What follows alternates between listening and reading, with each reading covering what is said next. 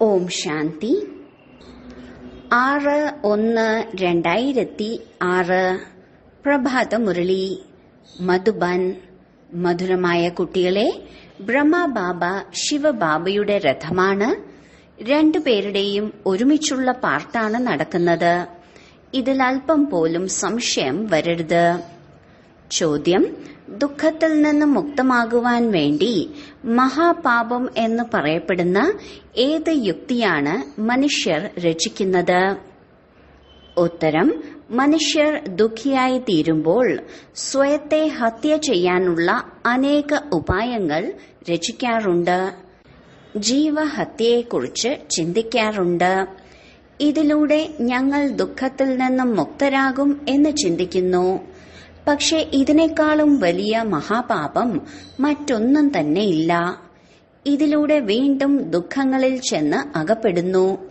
കാരണം ഇത് അപാര ദുഃഖത്തിന്റെ ലോകം തന്നെയാണ്. ഓം ശാന്തി. കുട്ടികളോട് അച്ഛൻ ചോദിക്കുന്നു, ആത്മാക്കളോട് പരമാത്മാവ് ചോദിക്കുന്നു, നമ്മൾ പരമപിതാവായ പരമാത്മാവിന്റെ മുന്നിലാണ് എന്നുള്ളത് അറിയാമല്ലോ. ബാബയ്ക്ക് തന്റേതായ രഥമില്ലല്ലോ. ഈ ഭൃഗുടി മധ്യത്തിൽ ബാബ വസിക്കുന്നുണ്ട് എന്നുള്ളത് അറിയാമല്ലോ. ഞാൻ ബ്രഹ്മാവിന്റെ ഭൃഗുടി മധ്യത്തിലാണ് വസിക്കുന്നതെന്ന് ശിവബാബ സ്വയം പറയുന്നു. ഞാൻ ബ്രഹ്മാവിന്റെ ശരീരം കടമായി എടുത്തിരിക്കുന്നു. ആത്മാവിന്റെ വാസസ്ഥാനം ഭൃഗുടി മധ്യത്തിലാണെങ്കിൽ ബാബയും അവിടെ തന്നെയല്ലേ വസിക്കൂ? ബ്രഹ്മബാബ ഉണ്ടെങ്കിൽ തീർച്ചയായും ശിവബാബയും ഉണ്ട്. ബ്രഹ്മബാബ ഇല്ലെങ്കിൽ ശിവബാബ എങ്ങനെ സംസാരിക്കാനാണ്? മുകളിലുള്ള ശിവബാബയെ എല്ലാവരും ഓർമ്മിച്ചുകൊണ്ടിരിക്കുന്നുണ്ട്. പക്ഷെ ഇപ്പോൾ നിങ്ങൾക്ക് മനസ്സിലായി, നമ്മളിപ്പോൾ ബാബയുടെ മുന്നിലാണ് ഇരിക്കുന്നത്. ഈ സമയം ശിവബാബ മുകളിലുണ്ടെന്നല്ല, ശിവലിംഗമുണ്ടാക്കി ഇവിടെ പൂജിച്ചു വരുന്നു. ഇതെല്ലാം തന്നെ വളരെയധികം മനസ്സിലാക്കുവാനുള്ള കാര്യങ്ങളാണ്. ബാബ ജ്ഞാനസാഗരനാണെന്നുള്ള കാര്യം നിങ്ങൾക്ക് അറിയാമല്ലോ. ജ്ഞാനം മുകളിൽ നിന്ന് കേൾപ്പിക്കുവാൻ സാധിക്കില്ലല്ലോ. അതുകൊണ്ടാണ് ഇവിടെ താഴേക്ക് വന്ന് ബ്രഹ്മാവിന്റെ ശരീരത്തിലൂടെ കേൾപ്പിക്കുന്നത്. ബ്രഹ്മാവിനെ ഞങ്ങൾ അംഗീകരിക്കുന്നില്ലെന്ന് പലരും പറയാറുണ്ട്. പക്ഷെ ശിവബാബ പറയുന്നു, ബ്രഹ്മാവിന്റെ ശരീരത്തിലൂടെ നിങ്ങൾ എന്നെ ഓർമ്മിക്കണം. ഇതെല്ലാം തന്നെ മനസ്സിലാക്കേണ്ടതായ കാര്യങ്ങളാണ്. പക്ഷെ മായ വളരെയധികം ശക്തിശാലിയാണ്. ഒറ്റയടിക്ക് മുഖം തിരിപ്പിച്ച് പിന്നിലാക്കുന്നു. ഇപ്പോൾ നിങ്ങളുടെ മുഖം ശിവബാബ നേരെയാക്കിയിട്ടുണ്ട്. പക്ഷെ ആരാണോ ഇവിടെ മുന്നിലിരുന്നു കൊണ്ടും ബ്രഹ്മാവ് ആരും തന്നെ അല്ലെന്ന് മനസ്സിലാക്കുന്നത്, അവരുടെ ഗതി എന്തായിരിക്കും? അവർ ദുർഗതി പ്രാപിക്കുന്നതാണ്. ഒട്ടും ജ്ഞാനമില്ല. മനുഷ്യർ വിളിക്കുന്നുണ്ട്, അല്ലയോ ഗോഡ് ഫാദർ. ഗോഡ് ഫാദർ വിളി കേൾക്കുന്നുണ്ടോ? മുക്തിദാതാവേ വരൂ എന്ന് പറഞ്ഞല്ലേ വിളിക്കുന്നത്? അതോ അവിടെ ഇരുന്നു കൊണ്ട് മുക്തി നൽകുമോ? കൽപ്പകൽപ്പം ഈ പുരുഷോത്തമ സംഗമയുഗത്തിൽ തന്നെയാണ് ബാബ വരുന്നത്. ആരിലേക്കാണോ ബാബ പ്രവേശിക്കുന്നത് അവരെ തന്നെ അംഗീകരിക്കുന്നില്ലെങ്കിൽ നമ്പർ 1 തമോ പ്രധാനം എന്നേ പറയൂ. നിശ്ചയമുണ്ടായിട്ടും മായ ഒറ്റയടിക്ക് മുഖം തിരിപ്പിക്കുകയാണ്. നമ്മെ ഒറ്റയടിക്ക് കാൽകാശിന് പോലും വിലയില്ലാത്തവരാക്കി മാറ്റാനുള്ള ശക്തി മായയിലുണ്ട്. ഇതുപോലുള്ള ചില കുട്ടികൾ ചില സെന്ററുകളിലുണ്ട്. അതുകൊണ്ടാണ് ബാബ ശ്രദ്ധയോടെ ഇരിക്കുവാൻ പറയുന്നത്. കേട്ടിട്ടുള്ള കാര്യങ്ങൾ മറ്റുള്ളവർക്ക് വെറുതെ കേൾപ്പിക്കുന്നുണ്ടെങ്കിലും അവർ പണ്ഡിതന് സമാനമാണ്. ബാബ പണ്ഡിതന്റെ ഒരു കഥ പറഞ്ഞു തരാറുണ്ടല്ലോ. പണ്ഡിതൻ പറഞ്ഞു, രാമ രാമ എന്ന് പറഞ്ഞാൽ നദിയുടെ മറുകര എത്തുവാൻ സാധിക്കുമെന്ന്. ഈ സമയം നിങ്ങൾ ബാബയുടെ ഓർമ്മയിൽ വിഷയസാഗരത്തിൽ നിന്നും ക്ഷീരസാഗരത്തിലേക്ക് പോവുകയാണ്. അവർ ഇതിനെക്കുറിച്ച് ഭക്തിമാർഗത്തിൽ ധാരാളം കഥകൾ ഉണ്ടാക്കിയിട്ടുണ്ട്. പക്ഷെ ഇതുപോലുള്ള കഥകളൊന്നും തന്നെ ഉണ്ടായിട്ടില്ല. പണ്ഡിതർ എന്ന് പറയുന്നത് മറ്റുള്ളവരെയാണ്. ആരാണോ സ്വയം വികാരത്തിലേക്ക് പോയി മറ്റുള്ളവരോട് നിർവികാരിയായിരിക്കുവാൻ പറയുന്നത്, അവർ ജ്ഞാനം പറഞ്ഞുകൊടുത്താലും എന്ത് പ്രഭാവമാണ് ഉണ്ടാകുക? ഇതുപോലെ സ്വയം നിശ്ചയമില്ലാത്തവരായ ബ്രഹ്മകുമാർ കുമാരിമാരുണ്ട്. അവർ മറ്റുള്ളവർക്കും കേൾപ്പിച്ചു കൊടുത്തുകൊണ്ടിരിക്കുന്നുണ്ട്. ഇതിലൂടെ കേൾക്കുന്നവർ കേൾപ്പിക്കുന്നവരെക്കാളും തീവ്രഗതിയിൽ മുന്നോട്ടു പോകുന്നു. ആരാണോ ധാരാളം പേരുടെ സേവനങ്ങൾ ചെയ്യുന്നത്, അവർ തീർച്ചയായും സ്നേഹിയായി തോന്നുകയില്ലേ? കപട പണ്ഡിതനാണെങ്കിൽ അവരെ ആര് സ്നേഹിക്കുവാനാണ്? പിന്നീട് ആരാണോ നല്ല രീതിയിൽ എന്നെ ഓർമ്മിക്കുന്നത്, അവരോട് വളരെ സ്നേഹമുണ്ടാകുന്നു. നല്ല നല്ല മഹാരഥികളെ പോലും മായ വീഴ്ത്തുന്നു. അങ്ങനെ ധാരാളം പേരെ മായ വിഴുങ്ങിയിട്ടുണ്ട്. ഇപ്പോൾ തന്നെ ആരുടെയും കർമാതീത അവസ്ഥ ആയിട്ടില്ലല്ലോ. ഒരു വശത്ത് യുദ്ധമുണ്ടാകുമ്പോൾ മറുവശത്ത് നിങ്ങൾ കർമാതീത അവസ്ഥ പ്രാപിക്കുന്നു. ഇവ രണ്ടിലും പൂർണ്ണ ബന്ധമുണ്ട്. പിന്നീട് യുദ്ധം പൂർത്തിയാകുമ്പോൾ നിങ്ങൾ സത്യയുഗത്തിലേക്ക് ട്രാൻസ്ഫർ ആകുന്നു. ആദ്യം രുദ്രമാല ഉണ്ടാകുന്നു. പക്ഷേ ഈ കാര്യങ്ങളൊന്നും തന്നെ ആർക്കും അറിയില്ല. വിനാശം തൊട്ടു മുന്നിലാണുള്ളതെന്ന് നിങ്ങൾ കുട്ടികൾ മനസ്സിലാക്കുന്നു. പക്ഷെ നിങ്ങൾ കുട്ടികൾ ഇവിടെ ന്യൂനപക്ഷമേ ഉള്ളൂ. അവരാണെങ്കിൽ ഭൂരിപക്ഷമുണ്ട്. അപ്പോൾ നിങ്ങൾ ഇതിനെക്കുറിച്ച് പറഞ്ഞു കൊടുക്കുകയാണെങ്കിലും ആരംഗീകരിക്കുവാനാണ്? എപ്പോഴാണോ നിങ്ങളുടെ വൃദ്ധിയുണ്ടാകുന്നത്, അപ്പോൾ യോഗബലത്തിലൂടെ ധാരാളം പേർ ഇങ്ങോട്ട് ആകർഷിച്ചു വരുന്നതാണ്. എത്രത്തോളം നിങ്ങൾ ആത്മാക്കളിൽ നിന്ന് തുരുമ്പ് ഇല്ലാതാകുന്നുവോ അത്രയും ശക്തി നിറയുന്നു. അല്ലാതെ ബാബയ്ക്ക് എല്ലാവരുടെയും ഉള്ളറിയാം എന്ന് ചിന്തിക്കരുത്. ഇവിടേക്ക് വരുമ്പോൾ ബാബ എല്ലാവരെയും കാണുന്നു, എല്ലാവരുടെയും അവസ്ഥ മനസ്സിലാക്കുന്നു. അച്ഛനെന്താ കുട്ടികളുടെ അവസ്ഥ മനസ്സിലാക്കാൻ സാധിക്കില്ലേ? സർവ്വതും അറിയുവാൻ സാധിക്കുന്നു. ഈ കാര്യത്തിൽ ഒരിക്കലും ബാബയെ അന്തർയാമി എന്ന് പറയുവാൻ സാധിക്കില്ല. ഇപ്പോൾ വരെ ആരും കർമാതീത അവസ്ഥ പ്രാപ്തമാക്കിയിട്ടില്ലല്ലോ. ആസുരീയ സംസാരവും പെരുമാറ്റ ശൈലിയും ഇപ്പോഴും കാണപ്പെടുന്നുണ്ട്. നിങ്ങൾ തന്റെ പെരുമാറ്റം ദൈവികമാക്കി മാറ്റണം. ദേവതകൾ സർവഗുണ സമ്പന്നരല്ലേ? നിങ്ങളും അതുപോലെ ആയിത്തീരണം. ദേവതകളും അസുരന്മാരും തമ്മിൽ എത്ര വ്യത്യാസമാണ്! പക്ഷെ മായ ആരെയും വെറുതെ വിടില്ല. തൊട്ടാവാടിയാക്കി മാറ്റുന്നു. ഒറ്റയടിക്ക് അടിച്ച് താഴേക്ക് വീഴ്ത്തുന്നു. 5 നിലകൾ, അതായത് വികാരങ്ങളുണ്ടല്ലോ. ദേഹാഭിമാനത്തിലേക്ക് വരുന്നതിലൂടെ മുകളിൽ നിന്ന് താഴേക്ക് പതിക്കുന്നു. താഴേക്ക് വീണുവെങ്കിൽ തീർച്ചയായും മരണം സംഭവിക്കുന്നതാണ്. ഇന്നത്തെ കാലത്ത് സ്വയം ഹത്യ ചെയ്യുന്നതിനായുള്ള ഉപായങ്ങൾ എന്തെല്ലാമാണ് കണ്ടെത്തുന്നത്? 21ാം നിലയിൽ നിന്ന് താഴേക്ക് ചാടുമ്പോൾ പെട്ടെന്ന് തന്നെ മരിക്കുന്നു. ആശുപത്രിയിൽ പോയി കിടന്ന് ദുഃഖം അനുഭവിക്കാതിരിക്കാമല്ലോ, അപ്പോൾ തന്നെ മരിക്കുമല്ലോ. 5ാമത്തെ നിലയിൽ നിന്ന് വീണ് പിന്നീട് മരിച്ചില്ലെങ്കിൽ ദുഃഖം അനുഭവിക്കേണ്ടി വരുന്നു. ചിലർ സ്വയത്തെ അഗ്നിക്ക് ഇരയാക്കുന്നു. അല്ലെങ്കിൽ ആരെങ്കിലും അവരെ രക്ഷിക്കുകയാണെങ്കിൽ തീർച്ചയായും അവർക്ക് എത്ര ദുഃഖമാണ് സഹിക്കേണ്ടി വരിക. ശരീരം കത്തിച്ചാൽ ആത്മാവ് ശരീരത്തിൽ നിന്ന് ഓടിപ്പോകുമല്ലോ. അതുകൊണ്ടാണ് അവർ ജീവഹത്യ ചെയ്യുന്നത്, ശരീരത്തെ നശിപ്പിക്കുന്നത്. ശരീരം ഉപേക്ഷിക്കുന്നതിലൂടെ ദുഃഖങ്ങളിൽ നിന്ന് മുക്തമാകും എന്ന് ചിന്തിക്കുന്നു. പക്ഷേ ഇത് ഏറ്റവും വലിയ മഹാപാപമാണ്. വീണ്ടും കൂടുതൽ ദുഃഖം അനുഭവിക്കേണ്ടതായി വരുന്നു. കാരണം ഇത് അപാര ദുഃഖത്തിന്റെ ലോകമാണ്. സത്യയുഗത്തെ അപാര സുഖത്തിന്റെ ലോകമെന്ന് പറയുന്നു. നിങ്ങൾ കുട്ടികൾക്കറിയാം, ഇപ്പോൾ നമ്മൾ മടക്കയാത്രയിലാണ്. ദുഃഖധാമത്തിൽ നിന്നും സുഖധാമത്തിലേക്ക് പോവുകയാണ്. സുഖധാമത്തിന്റെ അധികാരിയാക്കി മാറ്റുന്ന ബാബയെ ഓർമ്മിക്കണം. ബ്രഹ്മാവിലൂടെയാണ് ബാബ മനസ്സിലാക്കി തരുന്നത്. ബ്രഹ്മാവിലൂടെ സ്വർഗത്തിന്റെ സ്ഥാപന നിർവഹിക്കുന്നതിന്റെ ചിത്രവുമുണ്ട്. നിങ്ങൾ പറയുന്നു, ബാബ, ഞങ്ങൾ അനേക തവണ അങ്ങയിൽ നിന്നും സ്വർഗത്തിന്റെ സമ്പത്ത് നേടുവാൻ വന്നിരുന്നു.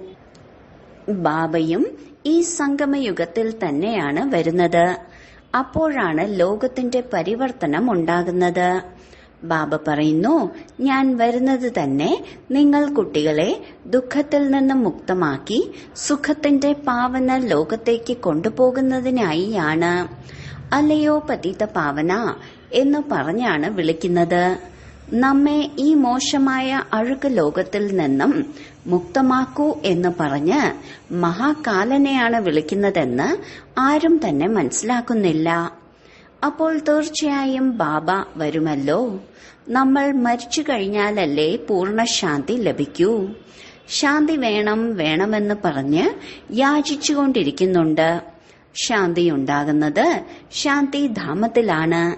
പക്ഷെ എങ്ങനെ ശാന്തി ലഭിക്കാനാണ് ഈ ലോകത്തിൽ ഇത്രയും മനുഷ്യരുണ്ടാകുമ്പോൾ? സത്യയുഗത്തിൽ സുഖവും ശാന്തിയും ഉണ്ടായിരുന്നു. ഇപ്പോൾ കലിയുഗത്തിൽ അനേക ധർമ്മങ്ങളാണ്. എപ്പോഴാണോ ഈ അനേക ധർമ്മങ്ങളും നശിക്കുന്നത്, അപ്പോഴാണ് ഒരു ധർമ്മത്തിന്റെ സ്ഥാപന ഉണ്ടാകുന്നത്, സുഖശാന്തി ഉണ്ടാകുന്നത്. അയ്യോ അയ്യോ നിലവിളിക്ക് ശേഷം ജയാരവം മുഴങ്ങുന്നതാണ്.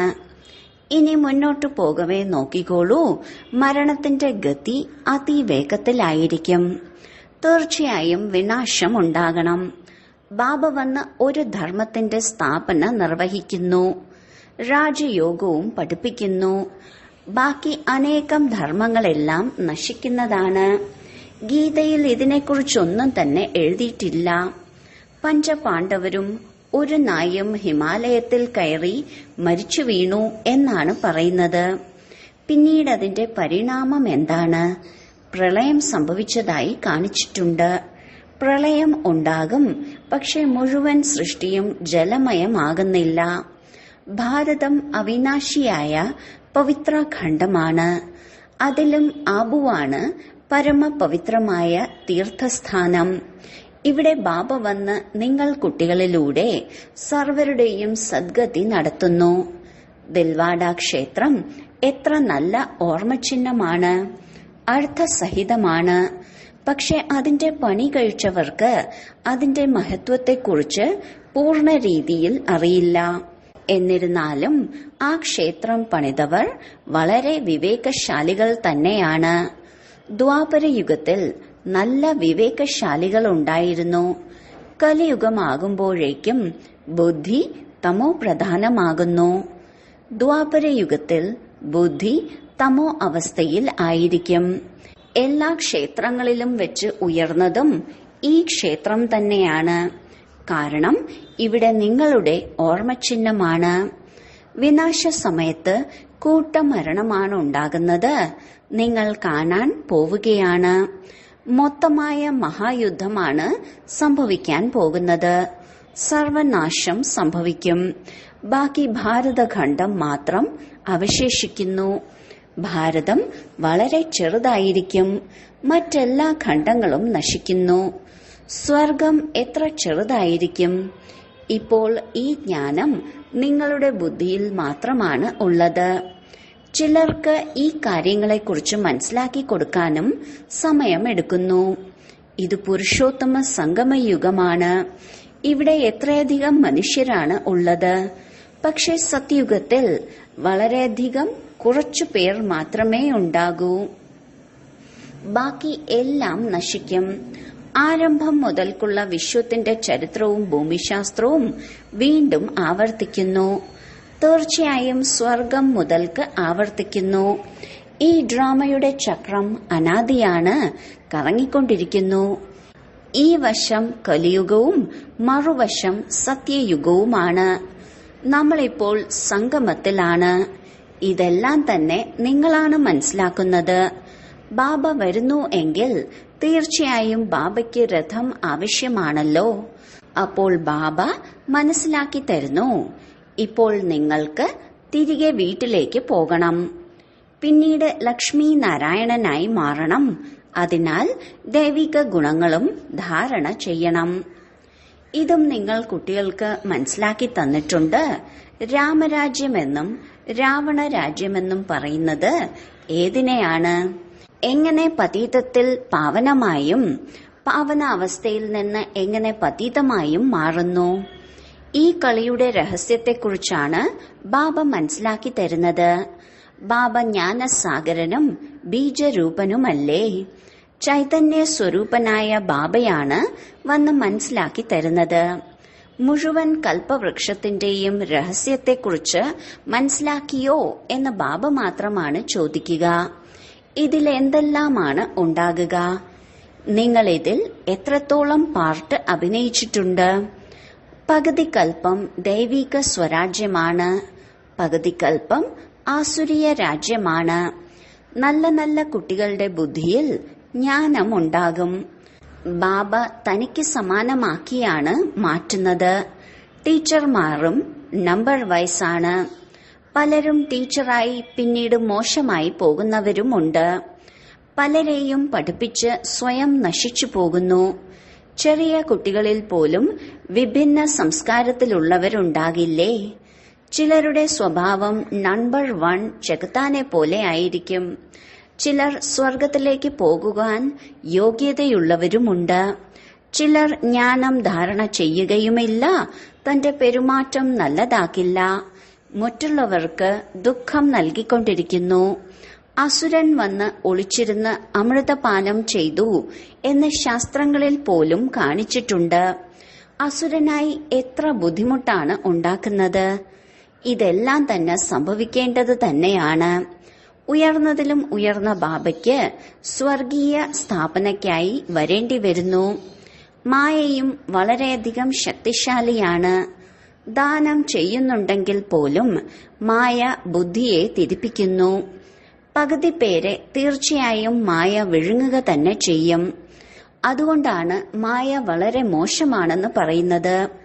പകുതി കൽപ്പത്തോളം മായ രാജ്യം ഭരിക്കുന്നുവെങ്കിൽ എത്ര വലിയ യോഗ്യനായിരിക്കും. മായയോട് തോൽക്കുന്നവരുടെ ഗതി എന്തായി തീരും?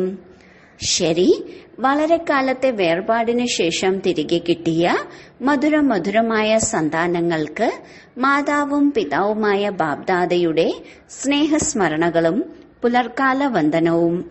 ആത്മീയ പിതാവിന്റെ ആത്മീയ കുട്ടികൾക്ക് നമസ്കാരം. ധാരണയ്ക്കുള്ള മുഖ്യസാരം: 1. ഒരിക്കലും തൊട്ടാവാടിയാകരുത്. ദൈവിക ഗുണങ്ങൾ ധാരണ ചെയ്ത് തന്റെ പെരുമാറ്റം ഉദ്ധരിക്കണം. 2.